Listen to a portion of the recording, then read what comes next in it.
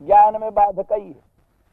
तो इस प्रकार से वो जो ज्ञान होता है वो ज्ञान कैसा होता है, तो कहते हैं दुख रूपी मन विषरूपी जड़ता अल्पज्ञता, विषरूपी जड़ता अल्पज्ञता का अपनोदन करने वाला है, अपनोदन करने वाला है। और ऐसे ही जो कि व्यालवत बहुश्रुत खल हैं, व्यालवत बहुश्रुत खल हैं, उनका अपनोदन करने के लिए राक्षस के तुल्य, जैसे राक्षस जो है खल का अपनोदन करे, इस तरह से बहुश्रुत व्यालवत जो खल हैं उन खलों का अपनोदन करने के लिए, विध्वंस करने के लिए राक्षस के तुल्य ऐसा ज्ञान। उस ज्ञान से वयम रक्षिता। और इसी तरह से वर्ष मारुता, वर्ष क्या कहते हैं, दुखमें वो वर्षा, दुख वर्षा, दुख ही की वर्षा, दुख वर्षा। संसार में जो दुख की वृष्टि हो रही है, दुख वर्ष का मारुत है वो ज्ञान, वो साक्षात्कार जो है ब्रह्म साक्षात्कार, वो दुखात्मक वर्षा को उड़ाने वाला मारुत। जैसे मारुत आने पर वर्षा उड़ जाती है कहीं की कहीं, उसी प्रकार से उस विज्ञान ब्रह्म साक्षात्कार से दुख रूप वर्षण का पूर्ण विनाश हो जाता है। और फिर अगली बात कल कहेंगे। श्री राम जय राम जय जय राम, श्री राम जय राम जय जय राम। विषजलाप्ययात् व्यालराक्षसात् वैद्युतानलात् वर्षमारुतात् वैद्युतानलात् वृषमयात्मजात् विश्वतो भयात् ऋषभते वयं रक्षितामुहुः। इसी श्लोक के प्रसंग से ही गोस्वामी तुलसीदास जी पर भी कुछ कहते हैं। तो कल चल रहा था निवृत्त मार्गीय अर्थ कि भगवत स्वरूप साक्षात्कार जो है, भगवत तत्व विज्ञान, उससे ही श्रुतियां रक्षित होती। माने श्रुत रूपा गोपांगना अपने श्याम सुंदर ब्रजेंद्र नंदन कृष्णचंद्र से कहती हैं कि हे भगवान, हे सर्व प्राणि पर प्रेमास्पद सर्वेश्वर सर्वाधिष्ठान पूर्णतम पुरुषोत्तम, आपके साक्षात्कार से ही वयम रक्षिता। आपका साक्षात्कार होता है, आपका दर्शन होता है, तभी हम सब कृतार्थ होती हैं, रक्षित होती। माने अननुष्ठापकत्व लक्षण अप्रामाण्य, अबोधकत्व लक्षण अप्रामाण्य नहीं आने पाता, क्योंकि उपनिषदों के द्वारा आपका साक्षात्कार हुआ। उपनिषदों ने अपना जो उद्देश्य है उसको पूरा किया, इसलिए अननुष्ठापकत्व या अबोधकत्व रूप जो अप्रामाण्य है, ये अप्रामाण्य नहीं आने पाता, इसलिए हम सबकी सुरक्षा हो जाती है। वो ज्ञान कैसा है उसी के सब विशेषण विषजलाप्यया पहले से बतलाया, वही विभेद कल्पश्रुताद वेदो मामयम प्रहर्ष। अल्पश्रुत से वेद डरता। अल्पश्रुत जो है अल्पज्ञ, वो अर्थानर्थ करता है, कुछ का कुछ अर्थ कर देता है, बात ठीक ठीक समझता नहीं।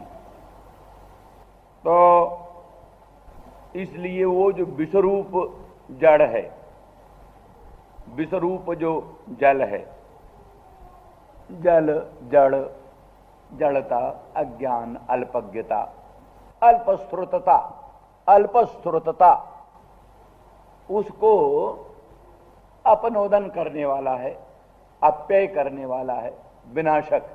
अल्पश्रुतता को, जड़ता को अपनोदन करने वाला है आपका साक्षात्कार। अर्थात भगवत तत्व विज्ञान होता है, भगवत स्वरूप साक्षात्कार होता है, तो अल्पज्ञता, अल्पश्रुतता मिट जाती। क्या होता है? एक अस्मिन् विज्ञाते सर्वमिदं विज्ञातम भवति। एक के विज्ञान में सबका विज्ञान हो जाता, सर्वज्ञता आ जाती। भगवत स्वरूप साक्षात्कार से सर्वज्ञता आ जाती है। एक एक वस्तु को जाने तो सर्वज्ञता नहीं आएगी, अल्पज्ञता ही रहेगी।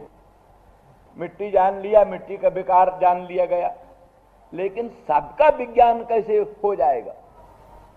तो इसलिए एकस्मिन् विज्ञाते सर्वमिदं विज्ञातम भवति, यही बड़ी ऊंची चीज। उद्दालक का लड़का श्वेतकेतु अपने गुरु के यहां गया, संपूर्ण वेद वेदांगों का अध्ययन किया, संपूर्ण शास्त्रों का अध्ययन किया। अध्ययन करके आया, घमंडी हो गया, अहंकारी हो गया। हम बड़े विद्वान, अनुचान मानी, अनुचान हम हो गए। संपूर्ण वेदों का, वेदांगों का, तंत्रों का, आगमों का, तर्कों का, सब विषयों का पूर्ण ज्ञानवान हम हो गए हैं, अनुचान मानी हो गए। तो वही पूर्ण ज्ञान न होने से ही अहंकार रहता है। पूर्ण ज्ञान हो गया, अधिष्ठान ब्रह्म का साक्षात्कार हो गया, तो अहंकार खत्म हो जाता है। तो उसके बिना वो अहंकार दूर नहीं होता। उद्दालक ने समझा इसका घमंड कैसे दूर होगा। बुलाया, श्वेतकेतु, तुमने अपने गुरु से उस तत्व को पूछा है जिसे एक के जान लेने में सब कुछ जान लिया जाता है, जिसे एक के श्रवण में सबका श्रवण हो जाता है। उततम आदेशम अप्राक्ष्या, उस आदेश को तुमने पूछा है। जेन अश्रुतम श्रुतम भवति, अविज्ञातम विज्ञातम भवति, जिससे अश्रुत भी श्रुत हो जाता है, अविज्ञात भी विज्ञात हो जाता है। उस आदेश को तुमने अपने गुरु से पूछा था। श्वेतकेतु कहता है, भगवान ऐसा कैसे हो सकता है? एक के विज्ञान में सबका विज्ञान, एक के श्रवण कर लेने से अश्रुत श्रुत हो जाए, अविज्ञात विज्ञात हो जाए, ऐसा हो ही नहीं सकता। हमने अपने गुरु से पूछते क्या? कहा नहीं बेटा, ऐसा नहीं, ऐसा होता है। एक के विज्ञान में सबका विज्ञान हो सकता है।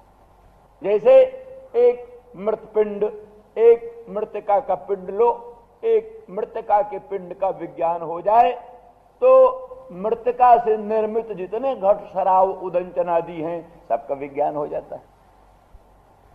एक लौह खंड नख निकृंतन को जान लो, जितने कार्ष्णायस हैं, आयस विकार, लौह विकार, सबके सब विज्ञात हो जाते हैं। एक ही सुवर्ण मणि को जान लो तो जितने सुवर्ण मणि के विकार हैं, कटक मुकुट कुंडल आदि, सबके सब विज्ञात हो जाते हैं। वीणा बज रही है, वीणा को हस्तगत कर लो, वीणा की विशेषज्ञता प्राप्त कर लो, तो जितने बार भी शब्द हैं उन सभी शब्दों का विज्ञान हो सकता है। अलग अलग शब्दों को ग्रहण करना चाहो तो उनका ग्रहण संभव नहीं। इस तरह से संभव है एक वस्तु के जान लेने पर सबका विज्ञान हो जाए। उसको पूछा है कि नहीं? कहा नहीं पिताजी, ऐसा नहीं पूछा है, आप ही कृपा करके बतलाइए। मैं बड़ा प्रिय शिष्य था उनका, अगर कोई ऐसी वस्तु जानते होते गुरुजी तो अवश्य मुझको बतलाते। उन्होंने नहीं कहा, इसलिए वो जानते ही नहीं, आप ही कृपा करके बतलाइए। तो खैर फिर उन्होंने बतलाना शुरू किया। बतलाया कि जैसे मृतिका तो घट शराबादी का कारण है, मृतिका कारण के विज्ञान में घट शराबादी कार्य का विज्ञान हो जाता है, लेकिन जो सर्व कारण है, मृतिका तो सर्व कारण नहीं है, जो सुवर्ण सर्व कारण नहीं है, कार्ष्णाय सर्व कारण नहीं है, लेकिन जो सर्व कारण होगा उस एक के विज्ञान में सर्व का विज्ञान हो जाएगा। स्पष्ट है, कारण के विज्ञान में सब कार्य का विज्ञान हो जाया करता है। तो सर्व कारण कौन है? अनंत ब्रह्मांड नायक स्वप्रकाश परात्पर पर ब्रह्म प्रभु, वो सर्व कारण। उस सर्व कारण के विज्ञान में संपूर्ण कार्य वर्ग का विज्ञान हो जाता है। कोई ऐसी वस्तु बाकी नहीं बचती, क्योंकि दूसरा कोई या तो कोई अनादि ठहरे या तो कोई उसका आकार ठहरे। तो सब वस्तु अगर ब्रह्म का आकार जो हो, तब ब्रह्म के विज्ञान में उसका अविज्ञान बन सकता है। कोई वस्तु ब्रह्म का आकार जो नहीं, या मान लिया कोई अनादि नित्य हो तो भी बात बन सकती है, पर भगवत व्यतिरिक्त कोई अनादि अनंत नित्य है ही नहीं। भगवत भिन्न वस्तु, क्योंकि साक्षात श्रुति कहती है नात्र काचन भेदास्ति, इस वस्तु में कोई भेदा नहीं, कोई भेद नहीं। नेहनानास्त किंचन, इस वस्तु इसमें कोई नाना नहीं। इसलिए नित्यो नित्यानाम चेतन चेतनानाम एको बहुनां जो विदधाति कामान इत्यादि को में जो एकत्व नानात्व बहुत्व श्रवण है, एकत्व श्रवण है, नानात्व श्रवण है, बहुत्व श्रवण है, वो सब उस मूल कारण के भीतर ही अंतर, अर्थात कारण ही है, कारण के अंतर्गत है। इसलिए कारण से अतिरिक्त कोई वस्तु नहीं, इसलिए वो नानात्व उसमें आपेक्षिक है। कार्य बुद्धिया नानात्व है, कार्य बुद्धिया ही बहुत्व है, और कारण की बुद्धि से ही उसमें नित्यत्व, अजत्व, नित्यत्व सब कारण की बुद्धि से, कार्य बुद्धि से नानात्व है। इस दृष्टि से विचार करते हैं तो सर्व कारण एकमात्र अनंत कोटि ब्रह्मांड नायक परमात्मा भगवान सर्वेश्वर हैं, उन्हीं से संपूर्ण विश्व की उत्पत्ति होती है। इसलिए उन महाकारण के विज्ञान में संपूर्ण कार्य का विज्ञान हो सकता है, इसलिए एक के विज्ञान से सबका विज्ञान हो सकता है। तो जड़ता दूर हो गई, अल्पज्ञता अल्पश्रोतता खत्म हो गई। आत्मदर्शन से, ब्रह्म दर्शन से, अधिष्ठान साक्षात्कार से अल्पज्ञता अल्पश्रोतता दूर हो जाती है, क्योंकि एक विज्ञान से सर्व विज्ञान का सिद्धांत है। पर ब्रह्म के विज्ञान से सबका विज्ञान हो जाता है, जितनी वस्तुएं हैं, क्योंकि असल में यहाँ विज्ञान माने तत्वतः विज्ञात हो जाता है। यूं तो घट के विज्ञान से शराब नहीं जाना जा सकता, शराब के विज्ञान से घट नहीं जाना जा सकता। यानी मिट्टी के ही बने हुए अनेक प्रकार के बर्तन, फिर भी मिट्टी का विज्ञान होने पर भी होता है किमिदम, ये क्या है, इस तरह से होता है। लेकिन तत्वतः किमिदम ये प्रश्न होता है, तत्व क्या है? तो तत्व मिट्टी, चाहे घड़ा हो तो, शराब हो तो, उदंचन हो तो मिट्टी है, मिट्टी का कार्य मिट्टी, सोने का कार्य सोना, लोहे का कार्य लोहा। इस तरह से कारण के विज्ञान में सबका विज्ञान हो जाता है तत्वतः। इस दृष्टि से अल्पज्ञता अल्पश्रुतता दूर हो जाती है।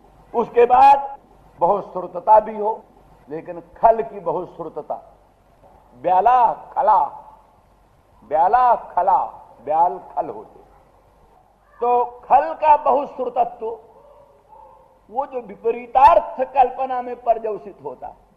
खल बहुश्रुत तो हुआ, लेकिन बहुश्रुतता का प्रयोग करता है विपरीत अर्थ कल्पना में, विपरीत प्रकार की अर्थ कल्पना करने लगता है, उल्टी की पुल्टी बात।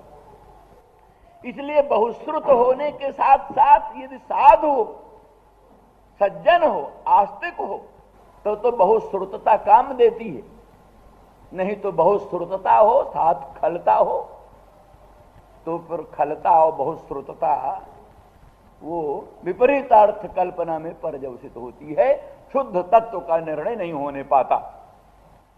इस दृष्टि से शास्त्रों का तात्पर्य समझने के लिए, शास्त्रों का भाव समझने के लिए बहुश्रुतता चाहिए। बहुश्रुतता होने के साथ साथ सज्जनता चाहिए, सज्जनता चाहिए। सज्जन हो और बहुश्रुत हो, तब सब कल्पना अनुकूल करे। गोस्वामी तुलसीदास जी महाराज वेदज्ञ थे, शास्त्रज्ञ थे, और सबसे बड़ी बात संत थे, वास्तविक अर्थ में संत थे। इसलिए विपरीत अर्थ कल्पना नहीं की। ठीक है, रामायण में क्या है, राजनीति है कि धर्म नीति है, या धर्म का प्रतिपादन है, या काम का प्रतिपादन है, किसका प्रतिपादन है? जो रास्ता वेदों का है वही रास्ता गोस्वामी जी ने पकड़ा। वेद में क्या नहीं, सब कुछ है। वेद में सब कुछ है। वेद में धर्म भी है, वेद में अर्थ भी है, वेद में काम भी है, वेद में मोक्ष भी है। इस तरह से रामायण में धर्म भी है, अर्थ भी है, काम भी है, मोक्ष। ऐसी स्थिति में राजनीति रामायण में नहीं है, ऐसी नहीं। राजनीति भी रामायण में है, धर्म भी रामायण में है। असल में हमारे शास्त्रों की प्रतिज्ञा, महाभारत क्या है? वेदों का व्याख्यान। भारत व्यपदेशेन ध्याम्नायार्थ प्रदर्शितः भगवान व्यास ने महाभारत के बहाने वेदार्थ का वर्णन किया। इतिहास पुराणाभ्याम वेदार्थम उपब्रह्मयेत, तो इतिहास और पुराणों के द्वारा वेदार्थ का उपब्रह्मण किया जाता। यही तो कहा विभेद कल्प श्रुताद वेदो मामयम प्रहरिष्यति, इसी जगह का वचन। अल्पश्रुत से वेद डरता है, ये मुझ पर प्रहार करेगा, बात समझता नहीं, अल्पज्ञ है, इसलिए मुझ पर प्रहार करेगा। इसलिए बहुज्ञ होना चाहिए। उस बहुज्ञता के लिए महाभारत। महाभारत क्या चीज है? उसमें महाभारतकार की प्रतिज्ञा है कि यदि हास्त तदन्यत्र जन्नेहास्त न तत्क्वचित। जो वस्तु महाभारत में है वही अन्यत्र सर्वत्र है। इंग्लैंड में, रूस में, अमेरिका में, स्विट्जरलैंड में, फ्रांस में और दुनिया के ग्रंथों में, तंत्रों में, आगमों में, संसार भर के जितने ग्रंथ हैं, यदि हास्ति तदन्यत्र, जो वस्तु महाभारत में है वही अन्यत्र है। जन्नेहास्ति, जो वस्तु महाभारत में नहीं है, न तत्क्वचित, वो वस्तु कहीं नहीं। ये प्रतिज्ञा है। किस बल पर ये प्रतिज्ञा उनकी है? वेद के बल, क्योंकि वेदार्थ का ही तो ब्रह्मण है। इसलिए वेद को कहा जाता है अनंत अनंत विद्याओं के उद्गम स्थान। इतनी विद्याएं, संपूर्ण विद्याओं के उद्गम स्थान, उनका वही स्रोत। सब विद्याएं उन्हीं से प्रकट हुई, वेद से। तो इसलिए कोई नीति शास्त्र कहां से प्रकट होता है? आयुर्वेद। जो आज आयुर्वेद का अनुसंधान कर रहे हैं, अथर्ववेद में कितने मूल मिल रहे हैं, ऋग्वेद में कितने मूल मिल रहे हैं आयुर्वेद के। तो आयुर्वेद, गांधर्व वेद, धनुर्वेद, जितने भर भी विषय, विभिन्न प्रकार के तंत्रों का मूल, आगमों का मूल, पुराणों का मूल, उपपुराणों का मूल, इतिहासों का मूल, धर्म नीति राजनीति का मूल, राष्ट्रीय अंतरराष्ट्रीय नीति का मूल, सब का सब मूल। इसीलिए वेद का उपब्रह्मण करने वाले महाभारत में सब उसी बल पर व्यास बोले यदि हास्ति तदन्यत्र जन्नेहास्त न तत्क्वचित। जो महाभारत में है वही अन्यत्र है, जो महाभारत में नहीं है वो कहीं नहीं। एतावता सिद्धांत रूप में, सार रूप में ऐसी कोई नवीन वस्तु, जिसने महाभारत का अध्ययन कर लिया ऊहापोह कुशल है, समझदार है, फिर उसके सामने कोई चीज, नई चीज नहीं। कोई दूसरे आवरण में लाकर हमारे सामने रखता है, वो दूसरे आवरण में हमारे यहां रखी हुई है।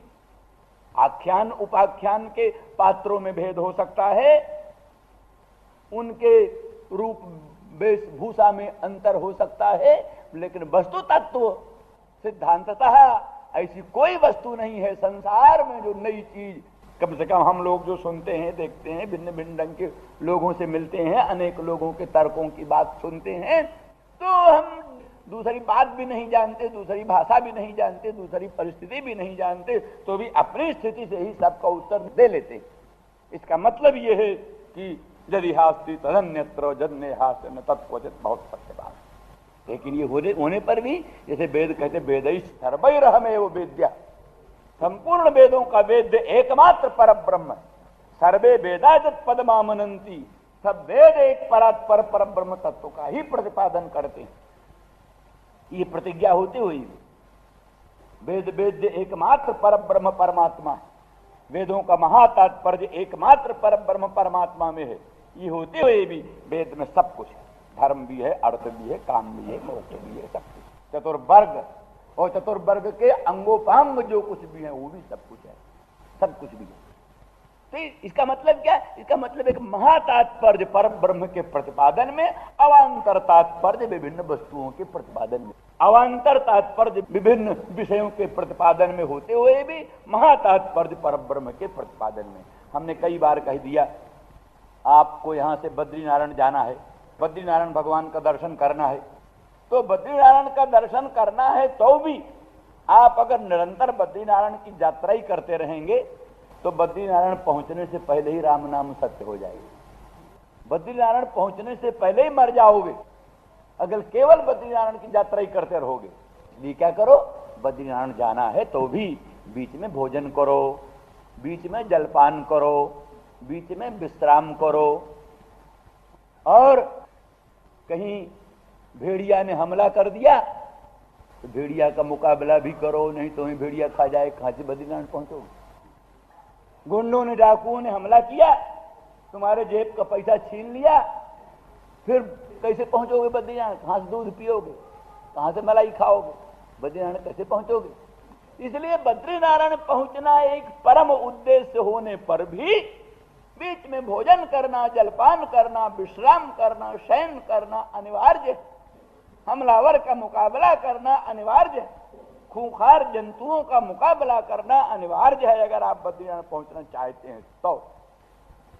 इस तरह से हमारा उद्देश्य है परात्पर पर ब्रह्म का अपरोक्ष साक्षात्कार, बस मुक्त। लेकिन उस वस्तु को प्राप्त करने के लिए फिर हमें वही फिर धर्म ते विरति, जोगते ज्ञाना, ज्ञान वेद बकाना।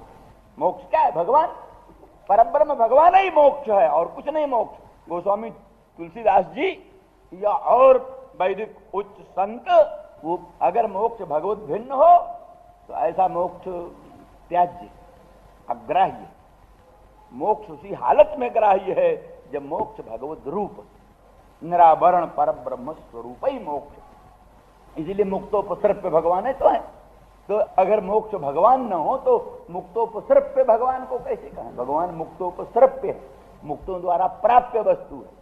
तो मुक्तों द्वारा प्राप्य वस्तु जब भगवान है, इसलिए निरावरण ब्रह्म, सावरण ब्रह्म जगत है, निरावरण पर ब्रह्म मोक्ष, बस यही परिभाषा है। इस दृष्टि से उस वस्तु को प्राप्त करने के लिए, निरावरण पर ब्रह्म को प्राप्त करने के लिए ज्ञान चाहिए, साक्षात्कार चाहिए। साक्षात्कार के लिए चित्त के जोग चाहिए। जोग माने अत्यंत मन की एकाग्रता, समाधि। और समाधि के लिए वैराग्य चाहिए, महावैराग्य, अत्यंत वैराग्य। और वैराग्य के लिए धर्म चाहिए। धर्मानुष्ठान करके भगवान के चरणों में अर्पण करो, यज्ञ करो, दान करो, तप करो, व्रत करो, भगवान के चरणों में अर्पण करो। श्री कृष्णार्पणमस्तु, श्रीमन नारायणार्पणमस्तु।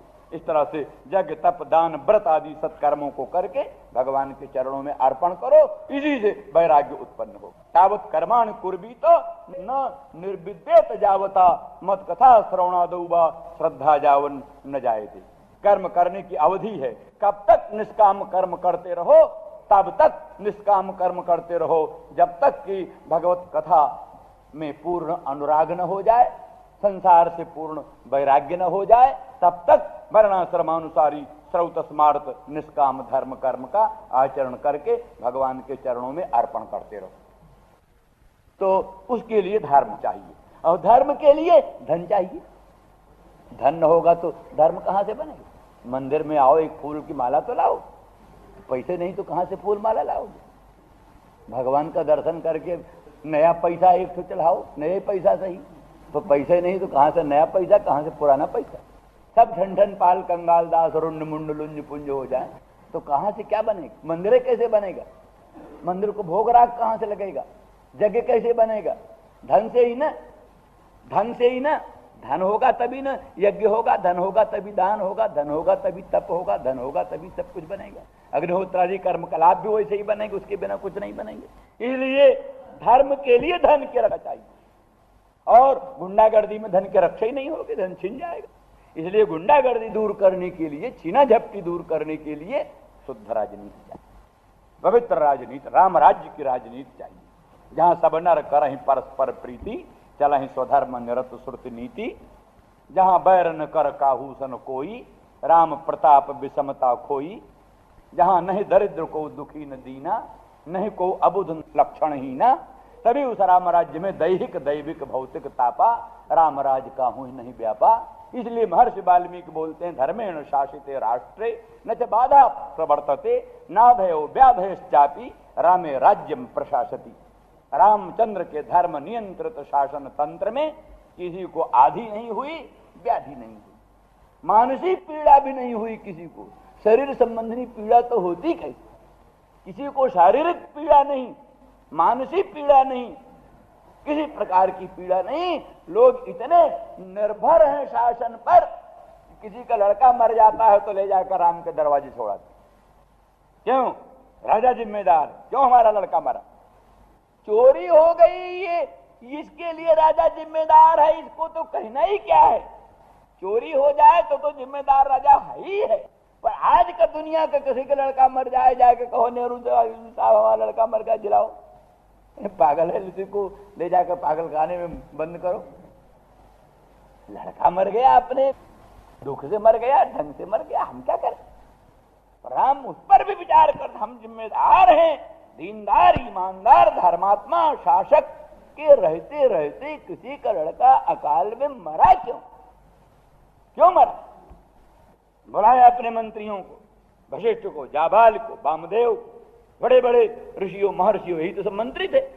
सर्वज्ञ कल्प बड़े बड़े महात्मा यही मंत्री थे। कहा बोलिए महाराज, ये लड़का ब्राह्मण का कैसे मरा। हमारी हुकूमत में बिना हमारे पाप के ऐसा हो नहीं सकता, कोई न कोई हमारा पाप होगा। देवर्षि नारद ने आकर बताया, हाँ महाराज पाप है आपका। देवर्षि नारद ने कहा जरूर आपका पाप। क्या पाप है।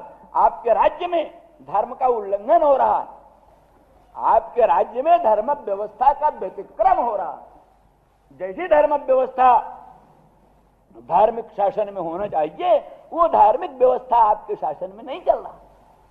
वर्णाश्रम धर्म का व्युत्क्रम व्यत्यास हो गया। ब्राह्मण का कर्म हरिजन कर रहा, हरिजन का कर्म कुछ कोई और कर रहा होगा। पर अभी कम से कम ये बात है, एक हरिजन व्यक्ति जो कि समझ लीजिए आधुनिक शब्दों में हम कहें तो कह सकते हैं कि वो हमारे यहाँ का एक हेल्थ अफसर था। हेल्थ अफसर, उसने बिना चार्ज दिए किसी को, हेल्थ अफसर बिना किसी को चार्ज दिए जाकर जंगल में सिर नीचे करके पांव ऊपर करके खड़ा हो गया, तपस्या करने लगा। इसलिए सीधे हम गोलोक धाम जाएंगे, स्वर्ग धाम जाएंगे सीधे। तो हेल्थ अफसर अपना सफाई का काम छोड़कर और उल्टा खड़ा होकर जाकर तपस्या करने लगा। तो सफाई में गड़बड़ी होनी थी, कॉलरा फैल गया। ब्राह्मण का लड़का पहले उस कॉलरा का शिकार बन गया, मर गया ब्राह्मण। कौन जिम्मेदार है उसका। ये मत कहो कि वो काम तो अच्छा कर रहा था, काम अच्छा कर रहा है, लेकिन जो जिस कर्तव्य में नियुक्त है उस कर्तव्य को छोड़कर दूसरा अच्छा काम करना भी पाप। कल्पना कीजिए, चौराहे पर यातायात का नियंत्रण करने वाला ट्रैफिक पुलिस है।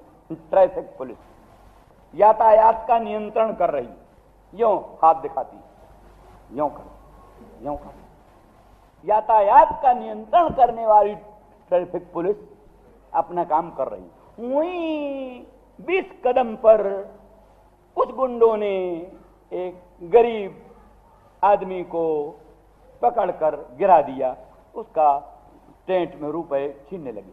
वो चिल्लाया, दौड़ो दौड़ो दौड़ो। अब ट्रैफिक पुलिस क्या करे, अपना काम छोड़कर उस बूढ़े गरीब की सहायता करने जाए या न जाए। सहायता कोई खराब चीज नहीं। ट्रैफिक पुलिस अपना काम छोड़कर हमलावरों का मुकाबला करके किसी गरीब बूढ़े की रक्षा करे, खराब काम नहीं। लेकिन अगर वो अपना काम छोड़कर वहां गया और यहां मोटर लारी भिड़ंत हो गई, तो मोटर तांगा भिड़ंत हो गई, तो एक आदमी को बचाने गया, यहां एक्सीडेंट में 3 आदमी मर गए, 5 आदमी मर गए, इसका जिम्मेदार कौन होगा। खराब काम नहीं है। निर्बल की सहायता करना, गुंडे का मुकाबला करना खराब काम नहीं, अच्छा काम। लेकिन जो ट्रैफिक पुलिस यातायात के नियंत्रण के काम में लगाई गई है, वो उस नियंत्रण का काम छोड़कर दूसरे अच्छे काम में भी जाकर लगती है पुलिस, और यहां यातायात की गड़बड़ी से और कोई व्यत्यास होता है, एक आदमी को बचाने गया, 5 आदमी यहां मर गए, उसका जिम्मेदार कौन। वही जिम्मेदार है, उसी को फांसी पर लटकाया जाएगा। तुमने क्यों कहा हम तो साहब अच्छा काम करने, साहब तुम अच्छा काम, तुम कहा किसने अच्छा काम करने, अच्छा काम करने से क्या मतलब। तो इस तरह से जो एक हेल्थ ऑफिसर है जिसका काम है नगर में बिल्कुल सफाई रखना, वो उस काम को छोड़ करके बड़े उल्टा खड़ा होकर तपस्या करने लगा। वो खराब न सही, तथापि जिस काम में नियुक्त था तो धर्मे निधनं श्रेय पर धर्मो भयावह। व्याधि का भय नहीं होगा, मानसिक पीड़ा नहीं होगी। राम राज्य में आप जानते हैं, जब प्राणी विष्णु की पालनी शक्ति के द्वारा संसार, राष्ट्र, विश्व, समाज विष्णु की पालनी शक्ति के द्वारा जिस समय सुरक्षित रहता है, तभी ब्रह्म ज्ञान की बात चलती है, तभी धर्म ज्ञान की बात चलती है, तभी उपासना की बात चलती है, तभी योगाभ्यास की बात चलती है, तभी दार्शनिक ऊंचे सिद्धांतों की बात चलती है। जहां जीवन ही खतरे में है, रोटी खतरे में है, पानी खतरे में है, मकान खतरे में है, तहां कहां का ब्रह्म ज्ञान, कहां का धर्म ज्ञान, कहां का ऊंचा ऊंचा सिद्धांत, कुछ भी नहीं बन पाते।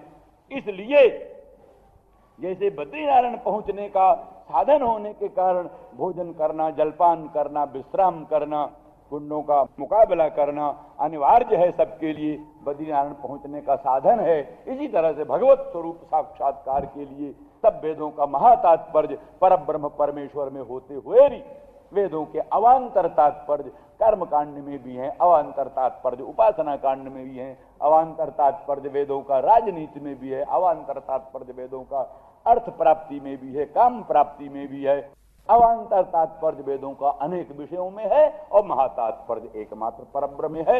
ऐसे ही गोस्वामी तुलसीदास जी के रामायण का महातात्पर्य वो जो है सो राम ब्रह्म प्रतिपाद्य है, ठीक है, लेकिन अवान्तर तात्पर्य गोस्वामी तुलसीदास जी का भिन्न भिन्न कर्म कलापों में है।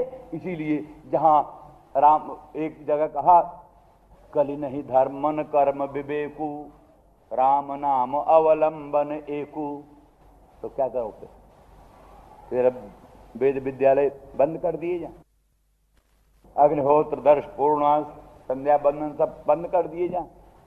क्यों? कली नहीं कर्म न धर्म विवेकु, कली में कर्म है नहीं, धर्म नहीं, विवेक नहीं, कुछ नहीं, राम राम करो।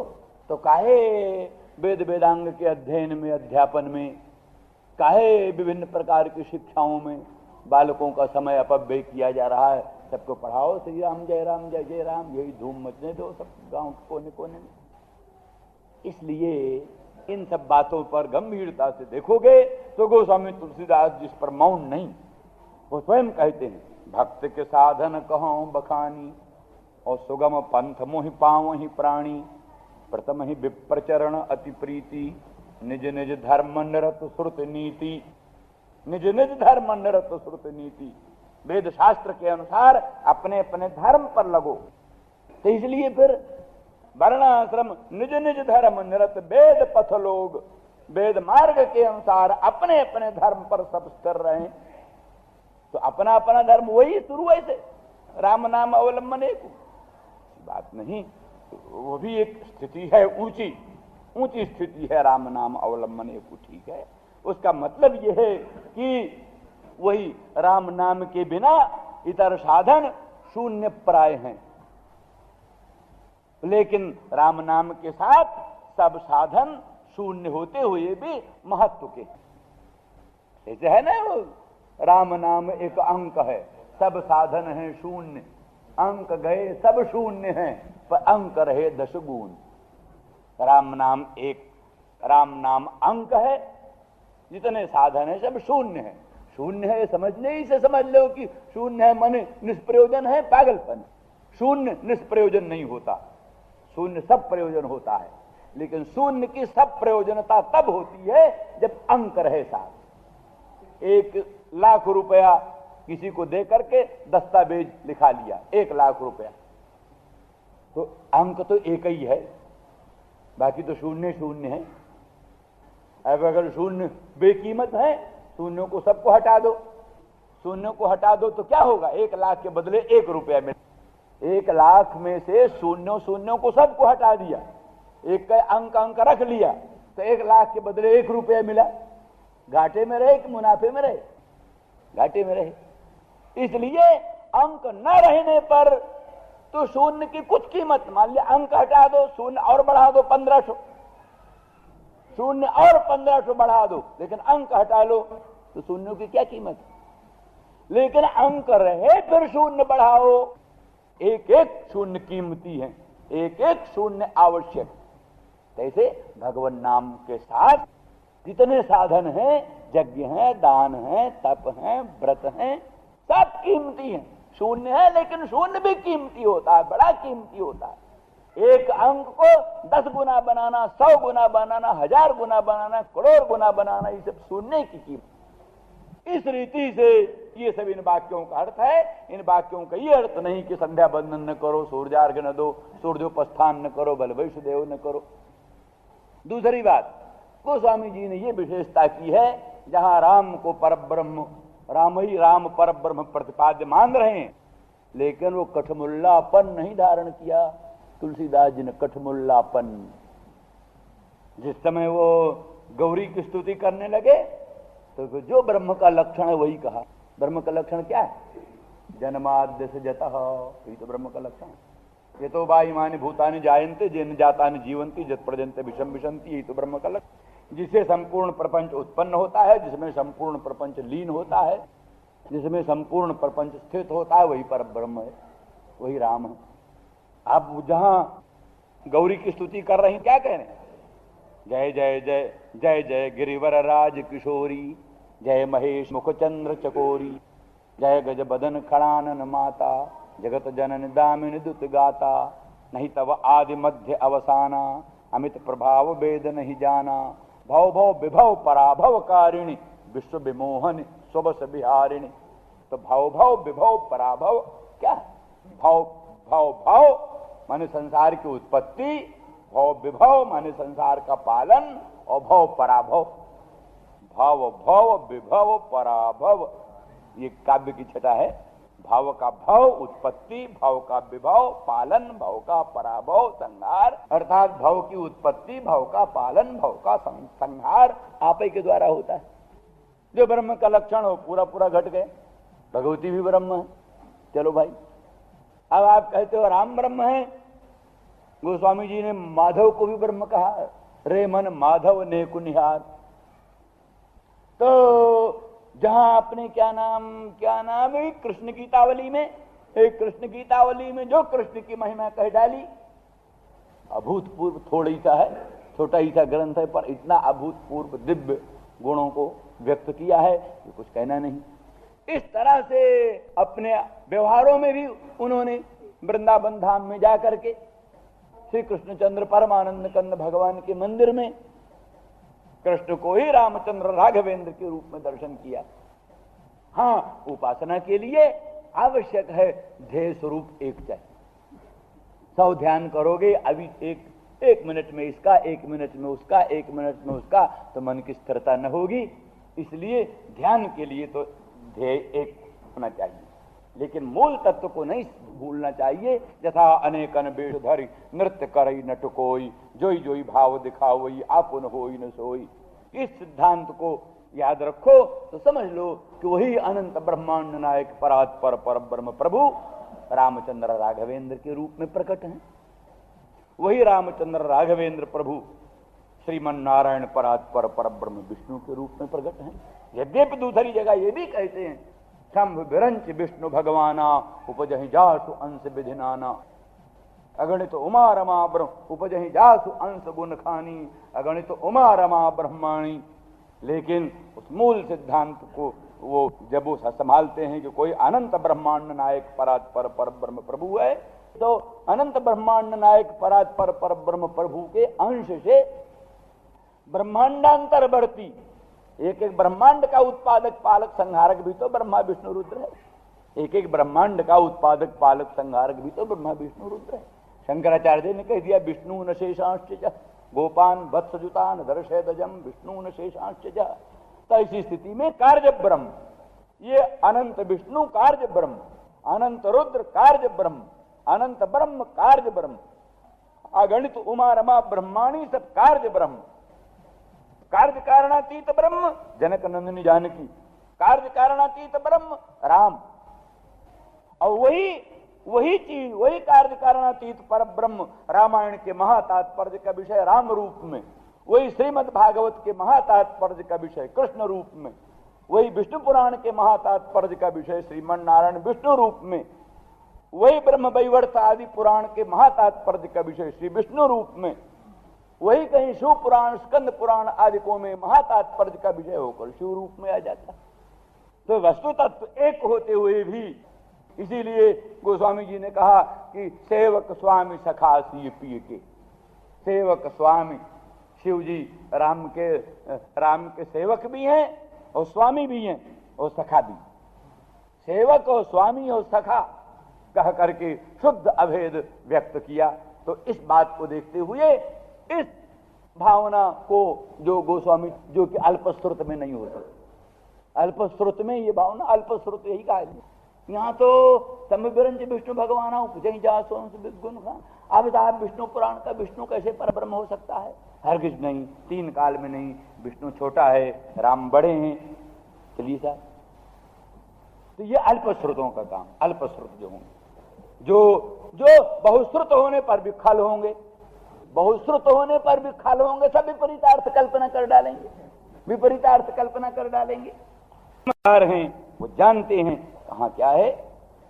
वल्लभाचार्य महाराज ने भी अपने एक जगह कहा भागवत में, भागवत का जो श्लोक है ये क्या नाम है, सजई स्पृष्टो भिदृष्टो वा, सजई स्पृष्टो भिदृष्टो वा संविष्टो अनुगतोपि वा कौशलास्ते जजुस्थानम यत्र गच्छन्ति जोगिनः। वो कौशलपुरवासी उस दिव्य वैकुंठ धाम में गए। कौन कौशलवासी? सजई स्पृष्टो भिदृष्टो वा, रामचंद्र का जिसने दर्शन किया, रामचंद्र का जिन लोगों ने दर्शन किया, रामचंद्र का जिन लोगों ने स्पर्श कर लिया। सजई स्पृष्टो भिदृष्टो वा, जिन्होंने रामचंद्र का स्पर्श किया, जिन्होंने रामचंद्र का दर्शन किया। सजई स्पृष्टो भिदृष्टो वा समझा, जो रामचंद्र भगवान के साथ बैठे। अनुगतो पिबा, रामचंद्र का जिन्होंने अनुगमन किया, वो सब कौशलपुरवासी ऐसे दिव्य धाम में गए जहां बड़े बड़े योगी जाते हैं। वहां वल्लभाचार्य जी कहते हैं ये राम, यहाँ वही राम है जो परात्पर परम ब्रह्म, जो कृष्ण स्वरूप, वही राम, दूसरे राम ने। तो कल्प बताते, अमुक कल्प का, वो क्या ना, वे कृष्ण में भी कुछ भेद करते हैं। अमुक कल्प का कृष्ण पूर्णतम पुरुषोत्तम है, अमुक कल्प का कृष्ण कुछ अवांतर भेद है, ऐसे कुछ अवांतर भेदों का वर्णन करते हैं। तो इस तरह से ये श्रीमद् भागवत में जो रामचरित्र वर्णन है, उस रामचरित्र के जो अधिष्ठाता हैं, पूज्य आराध्य देव हैं, वो शुद्ध परात्पर परम ब्रह्म स्वरूप हैं। तभी उनके दर्शन मात्र से, अभिगमन मात्र से, संदर्शन मात्र से कौशलपुर निवासियों को दिव्य धाम की प्राप्ति। इसी तरह से विभिन्न स्थानों में गोस्वामी जी उस संकीर्णता से बहुत आगे बढ़े हुए थे, किंतु ध्येय की दृष्टि से ध्यान चूंकि एक ही का हो सकता है, स्थिरता बिना वो फिर गड़बड़ी हो जाती है। इसलिए उसके बीच में तो अनेक पुराणों में और सबकी यही रीति है, उन्हीं की नहीं, सबकी रीति। शिव का भक्त भी तो यही बोलता है, विरही व विभो प्रियामयम परिपश्यामि भवनमयं जगत। ये जैसे विरही संसार को प्रियामय देखता है, प्रिया से भिन्न कुछ नहीं। न विदमस्तत्त्वं वयमिह तुजत्वन्न भव। तो जैसे विरही संपूर्ण संसार को प्रियामय देखता है, ऐसे वो शिव का भक्त कहता है संपूर्ण संसार को हम विरही व विभो प्रियामयम परिपश्यामि भवनमयं जगत, सारा जगत ही हमको आपके रूप में दिखाई देता है। और अनन्यता की बात भी जब वो कहते हैं तभी वो ये कहता शरणं तरुणेन्दु शेखर, शरणं में गिरिराज कन्यका, शरणं पुनरेवता बुभौ, शरणं नान्यदुपैम दैवतम। क्या सब अनन्यता, अनन्यता ऐसी होनी ही चाहिए। जिस स्वरूप का आप ध्यान करने लग जाओ, जिस स्वरूप का मनन करने लग जाओ, ऐसे ही अनन्यता होनी चाहिए। वो कहता शरणम शरणम तरुणेन्दु शेखर, तरुणेन्दु शेखर भगवान ही हमारी शरण। शरणम में गिरिराज कन्यका, गिरिराज कन्यका राज राजेश्वरी, वही हमारी ध्येय। शरणम पुनरेवता बुभौ, वही दोनों फिर शरण है।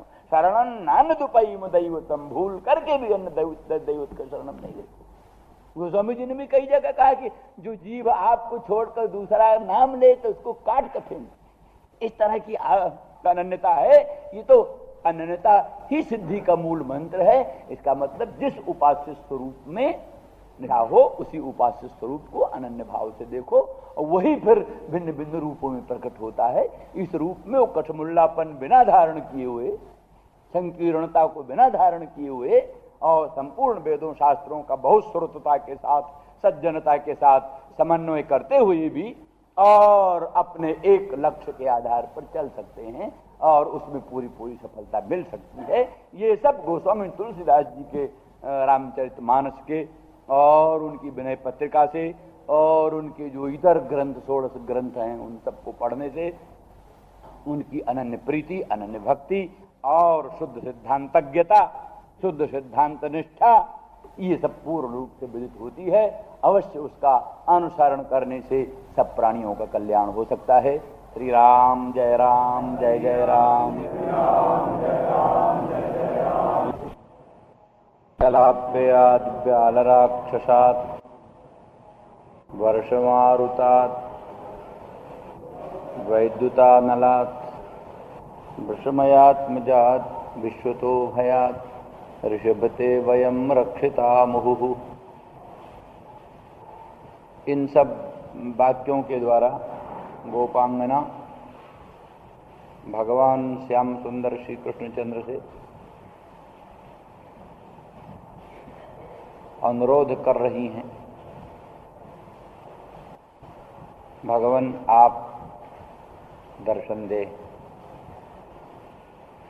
ऐसी श्रुत रूपा गोपांगना,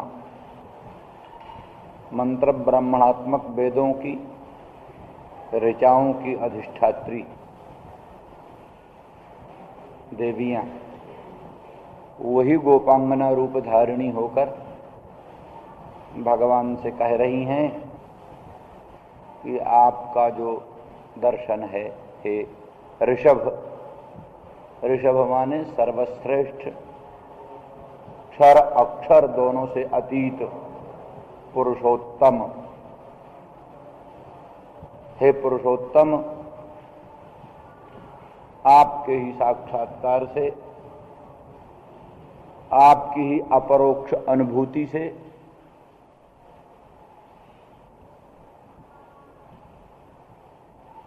हम लोगों की रक्षा हो जाती। वेदों का प्रामाण्य, मंत्र ब्राह्मणात्मक वेदों की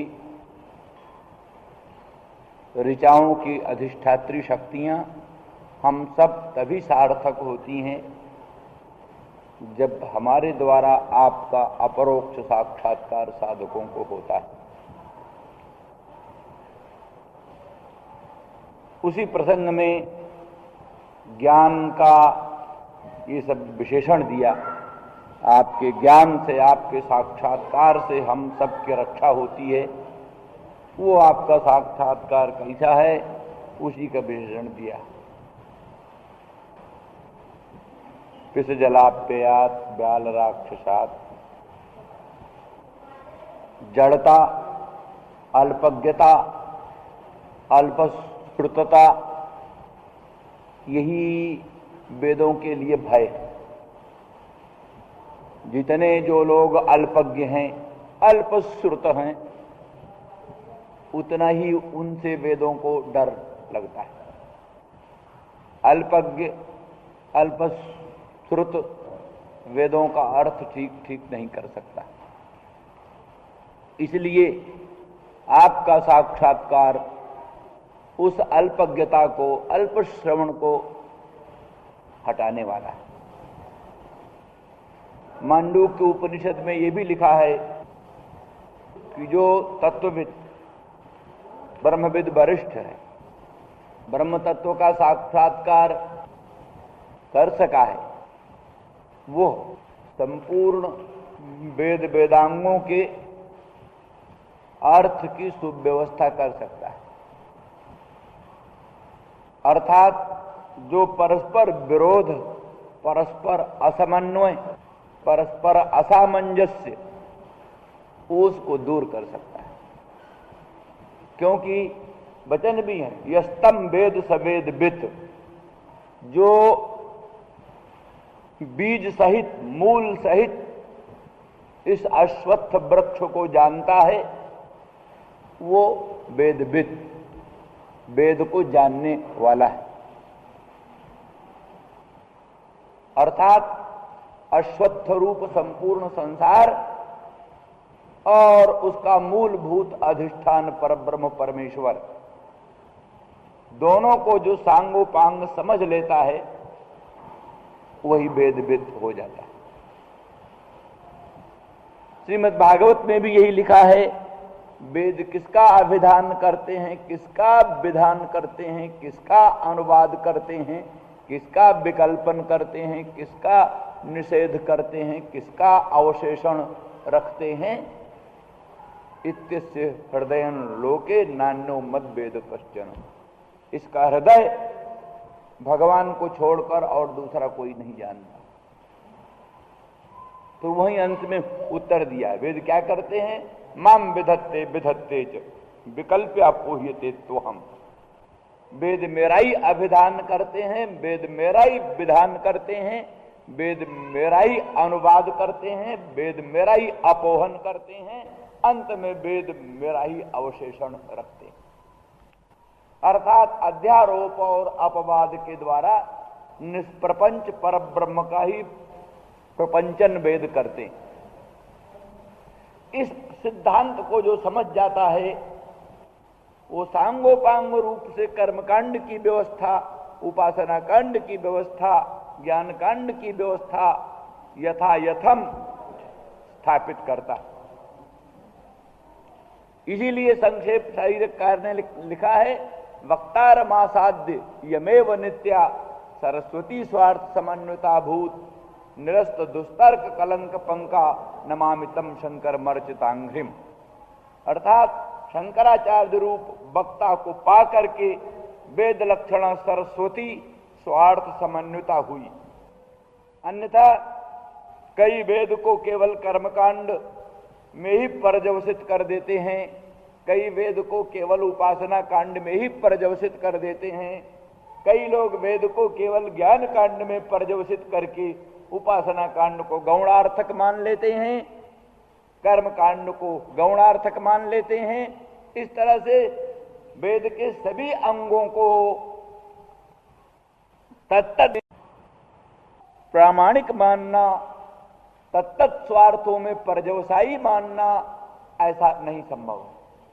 इसीलिए स्वार्थ समन्विता वेद लक्षणा सरस्वती नहीं हुई। इतर वक्ताओं को पाकर वेद लक्षणा सरस्वती स्वार्थ समन्विता नहीं हुई, किंतु शंकराचार्य रूप महान अद्वितीय वक्ता को पाकर वेद लक्षणा सरस्वती स्वार्थ समन्विता हुई। अर्थात यथायथम कर्मकांड का तात्पर्य शंकराचार्य ने कर्मकांड में लगाया, उपासना कांड का तात्पर्य उपासना कांड में लगाया, ज्ञान कांड का तात्पर्य ज्ञान कांड में लगाया और महातात्पर्य सबका परब्रह्म में लगाया। कर्मकांड का अंतःकरण की शुद्धि में, तत्त फलों की प्राप्ति में कर्मकांडों का अवान्तर तात्पर्य मान लिया। उपासना कांड का तत्त देवता की आराधना में, तत्त देवता की आराधना से प्राप्त होने वाले फल में अवान्तर तात्पर्य उनका मान लिया।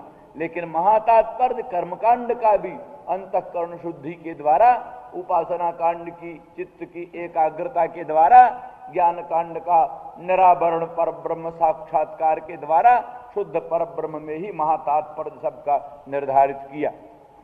इस दृष्टि से कर्मकांड, उपासना कांड, ज्ञान कांड, तीनों कांड का जो वेद है वो अवान्तर तात्पर्य, उन वेदों का अवान्तर तात्पर्य तत्त विषयों में होते हुए भी महातात्पर्य सबका परात्पर पर ब्रह्म में माना गया। जैसे कि गीता कहती है, वेदैश्च सर्वैरहमेव वेद्या, संपूर्ण वेदों का एकमात्र वेद्य मैं ही हूं।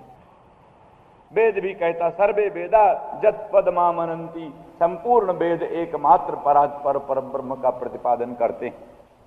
तो वस्तु ज्यादा विस्तार में नहीं जाना है, संक्षेप में कहना है कि अल्पश्रुतता, अल्पज्ञता रूप जो वेदों के लिए भयंकर वस्तु है, वेद प्रामाण्य के लिए वेद के डरने का जो कारण है, वेद जिससे डरते हैं वो प्राणी की अल्पज्ञता से डरते हैं, अल्पश्रुतता से डरते हैं। अल्पश्रुत और अल्पज्ञ प्राणी वेदार्थ निर्धारण करने में असमर्थ होता है, इसलिए अर्थानर्थ कर सकता है, इसलिए वेद उनसे डरते हैं। लेकिन भगवत स्वरूप साक्षात्कार होने पर मांडूक्य उपनिषद के अनुसार, मांडूक्य कारिका के अनुसार इस प्रकार की योग्यता ब्रह्मविद में हो जाती है, जो कि सांगोपांग रूप से सभी वेदों का अवांतर तात्पर्य और महातात्पर्य ठीक ठीक समझ लिया जाता है।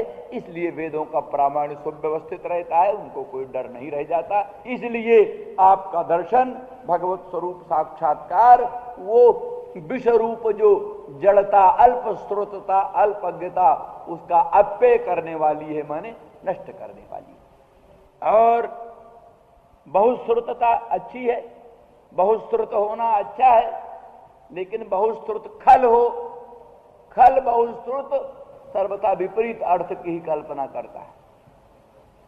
खल बहुश्रुत हो तो वो विपरीत अर्थ की कल्पना करता है। इसलिए कई लोग कहते हैं अज्ञा सुखम आराध्य, अज्ञानी प्राणी को सरलता से समझाया जा सकता है, और सुखतर आराध्य विशेषज्ञ, जो विशेषज्ञ है उसको तो और खूबी से और सरलता से अच्छी तरह समझाया जा सकता है।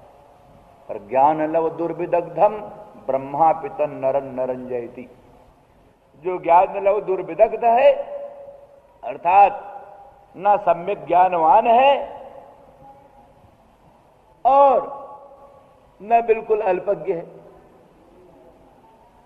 तो जैसे धुआं वाली लकड़ी, गीली लकड़ी, न बुझे न जले, जल जाए तो भी अच्छा, बुझ जाए तो भी अच्छा। जो गीली लकड़ी न जलती है न बुझती है, केवल धुआं पैदा करती है, केवल लोगों को कष्ट ही कष्ट देती है, संताप ही देती है, और कुछ फायदा नहीं। ऐसे जो ज्ञान लव दुर्विदग्ध, थोड़ा सा ज्ञान भी है और अज्ञान भी है, ज्ञान लव से दुर्विदग्ध है, उस प्राणी को ब्रह्मा पितन नरन नरंजयति, ब्रह्मा भी उसको समझाने का प्रयत्न करें तो भी उसको नहीं प्रसन्न कर सकते, नहीं समझा सकते। इसलिए वो बहुश्रुतता, बहुश्रुत है।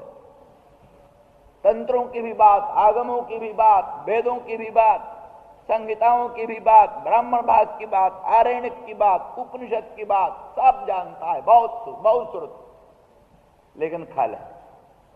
तो खल होने के कारण उसका जो बहुत श्रुतता है वो विपरीत अर्थ कल्पना में उपयुक्त होती, विपरीत अर्थ की कल्पना में ही उसकी बहुत श्रुतता उपयुक्त होती, तो भी कल्याणकारी नहीं है।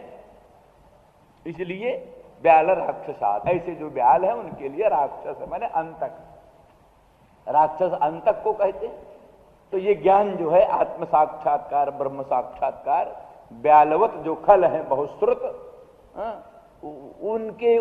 उनके उस विपरीतार्थ कल्पना रूप जो उसका फल है, उसके लिए वो राक्षस।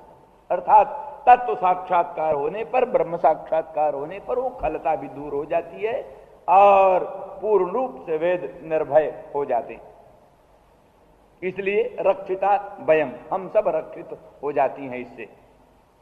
और वर्ष मारुतात, दुख वर्ष को उड़ाने वाला, जैसे वर्षा को उड़ाने वाला मारुत होता है वायु, अच्छा वायु हो तो वर्षा उड़ जाती है, उसी प्रकार से दुख वर्ष, दुख की जो वर्षा चल रही संसार में, दुख की वर्षा को मिटा देने वाला ज्ञान साक्षात मारुत, माने ज्ञान भगवत स्वरूप का साक्षात्कार होने पर दुख रूपी वर्षा का अंत हो जाता है।